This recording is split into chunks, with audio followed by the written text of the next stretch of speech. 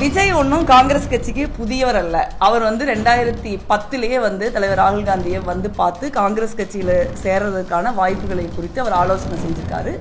அது அது பல்வேறு காரணங்களால அப்ப நடக்கல. அதனால அவர் ஒன்றும் எங்களுக்கு தெரியாதவர் அல்ல, அவர் எங்களுக்கு தெரிஞ்சவர் தான். அப்புறம் அதே மாதிரி ஒரு துரதிருஷ்டவசமான சம்பவம் நம்ம ஊர்ல ஒரு மிகப்பெரிய துயரம் சம்பவம் நடக்கிறப்ப தலைவர்கள் பேசுறது தான் வழக்கம் தான்.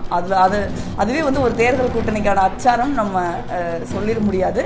நாங்கள் திமுக கூட்டணியில் இருக்கோம், ரொம்ப காலமாக இந்த கூட்டணி இருக்குது. அதனால் தேர்தலுக்கு இன்னும் நாள் இருக்குது. அதனால் சமூக வலைத்தளங்களில் எழுதுறதெல்லாம் அரசியல் கட்சிகளுடைய முடிவுன்னு நம்ம நினைக்கிறோம். நல்ல அறிமுகமான நபர் தானே, புதிய நபர் அல்லன்னு சொல்லும்பொழுது ஒரு அதிகமாக நல்ல பெரிய பிரபலமான நடிகர். அதனால எல்லாருக்கும் அறிமுகமான ஆளுகளை நான் பார்க்கணும். காங்கிரஸ் கட்சியோட எந்த விதமான ஃபார்மல் ரிலேஷன்ஸும் அவருக்கு முன்னாடி இருந்தது கிடையாது. அது நான் ஒரு செய்தி கேள்விப்பட்டிருக்கேன். ஒரு காலகட்டத்தில் இளைஞர் காங்கிரஸ்ல ஏதோ செயல்பட வேண்டும் என்று அவர் விரும்பினதாக ஒரு சந்திப்பு நடந்ததாக நான் கேள்விப்பட்டிருக்கேன். அதோட ஒரு ஃபார்மல் ரிலேஷன்ஷிப்பும் இன்னும் காங்கிரஸோட இந்த காலத்துல இருந்தது. ஏற்கனவே விஜய் விஜயோட காங்கிரஸ் கூட்டணி பேச்சுவார்த்தை வைரலா பேசப்படுற அந்த மாதிரி ஜோதிமணி பேசுறத நம்ம எனக்கு தெரிஞ்சதை சொல்றேன்.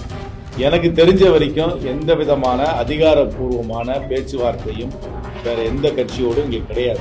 நாங்க திராவிட முன்னேற்ற கழக கூட்டணியில, இந்தியா கூட்டணியில உறுதியாக இருக்கும்.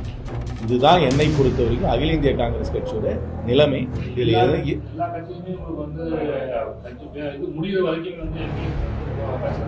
எனக்கு தெரிஞ்ச வரைக்கும் நாங்கள் இந்தியா கூட்டணியில தான் இருக்கிறோம். உறுதியாக திராவிட முன்னேற்ற கழகம் தலைமையிலான கூட்டணியில் தான் காங்கிரஸ் கட்சி அங்கம் வகிக்கிறது.